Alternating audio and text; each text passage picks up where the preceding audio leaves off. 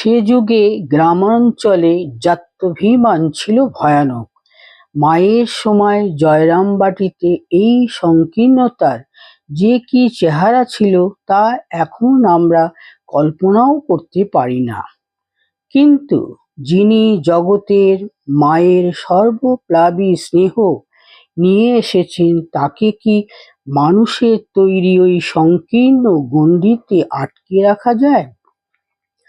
ফলে তিনি বারবার সেই গণ্ডিকে ভেঙেছেন, তবে ভাঙার জন্য তিনি ভাঙেননি, তথাকথিত বিপ্লব ঘটানোর জন্য ভাঙেননি। তার বাঁধ ভাঙা মাতৃত্বের দুর্বার প্রেরণায় এমনই তা ভেঙে গিয়েছে। শুধু নিম্ন বর্ণের নয়, ভিন্ন ধর্মের মানুষকেও কাছে বসিয়ে আপন মায়ের মতো তাকে অন্ন পরিবেশন করেছেন। স্বাভাবিক বাৎসল্যে তিনি তা উচ্ছিষ্ট নিজ হাতে পরিষ্কার করেছেন। হিন্দু সমাজে উচ্চ বর্ণের মানুষরা যাদের ছায়া মাড়ানো পাপ বলে মনে করত, সেই সব অস্পৃশ্যদেরও মা কত আদরে, কত স্নেহে নিজের হাতে খাইয়েছেন, তাদের উচ্ছিষ্ট পরিষ্কার করেছেন। তার ঘনিষ্ঠ আত্মীয়রা তাকে অনেক বাধা দিয়েছে, অনেকে ভয় দেখিয়েছে, কিন্তু কিছুতেই তাকে নিবৃত্ত করা যায়নি। গ্রামে রক্ষণশীল সমাজপতিরা তাকে একঘরে করার ভয় দেখিয়েছে, কয়েকবার জরিমানাও করেছে। মা জরিমানা দিয়েছেন, কিন্তু আবার গণ্ডি ভেঙেছেন। কেউ কোনোভাবেই তার আপন স্বভাব থেকে তাকে বিচ্যুত করতে পারেনি।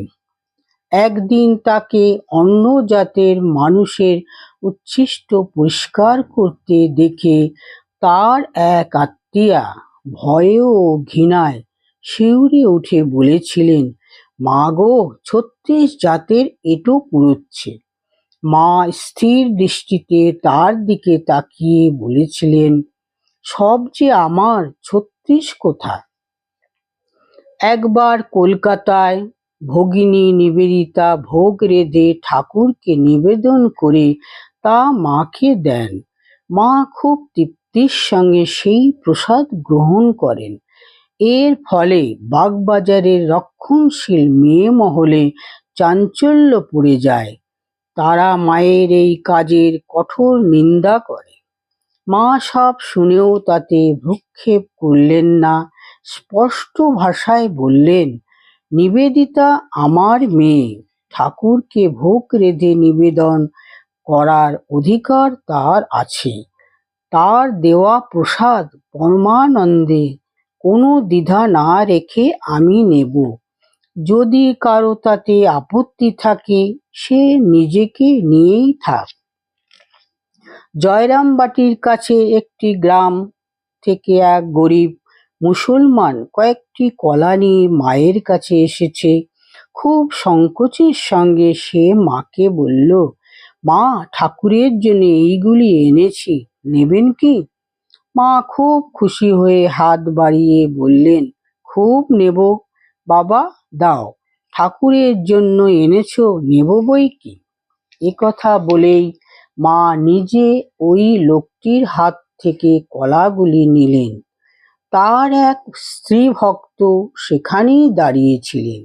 মা যখন লোকটির হাত থেকে কলাগুলি নিচ্ছেন তখন তিনি বললেন, ওরা চোর, ওরা মুসলমান, ওদের জিনিস ঠাকুরকে দেওয়া কেন? মা তার কথার কোনো উত্তর না দিয়ে কলাগুলো যত্ন করে ঠাকুর ঘরে তুলে রাখলেন। তারপর লোকটিকে আঁচল ভরে মুড়ি আর গুড় দিয়ে পরম স্নেহে বললেন, যাও বাবা, খেতে খেতে বাড়ি যাও, অনেকটা যেতে হবে। লোকটি হাসি মুখে বিদায় নিল। মা এবার গম্ভীরভাবে মেয়েটিকে বললেন, কে ভালো কে মন্দ আমি জানি, কে হিন্দু কে মুসলমান আমি জানি, কে চোর কে সাধু আমি জানি। ভাঙতে পারে সবাই, করতে পারে কজন। মায়ের এই দৃষ্টির নাম আত্মদৃষ্টি। যখন মানুষ জগতের সকলের মধ্যে নিজেকে এবং নিজের মধ্যে জগতের সকলকে দেখতে পায়, তখনই এই দৃষ্টির অধিকারী হয় তিনি। এই আত্মদৃষ্টি ধর্মের লক্ষণ। এই অদ্বৈত দৃষ্টি দর্শনের শেষ কথা।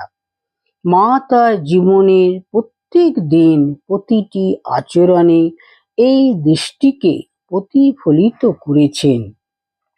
জীবনে তিনি কখনো কোনো বক্তৃতা দেননি, কোনো স্কুল, কলেজ বা বিশ্ববিদ্যালয়েও পড়াশুনো করেননি, অথচ সেকালের গোড়া ও ঘোরতর সংকীর্ণ পরিবেশে তিনি আকাশের মতো উদার মানসিকতা দেখালেন। বাস্তবিক এই ঘটনা যুক্তি ও ব্যাখ্যার অতীত, কিন্তু ঘটনা তো নিশ্চয়ই। জীবনের প্রায় অন্তিম নিঃশ্বাসের সঙ্গে সঙ্গে তিনি যে কথাগুলি উচ্চারণ করেছিলেন, তার মধ্যে ছিল তার ওই সার্বিক আত্মদৃষ্টিরই ধ্বনি, কেউ পর নয়, জগৎ তোমার।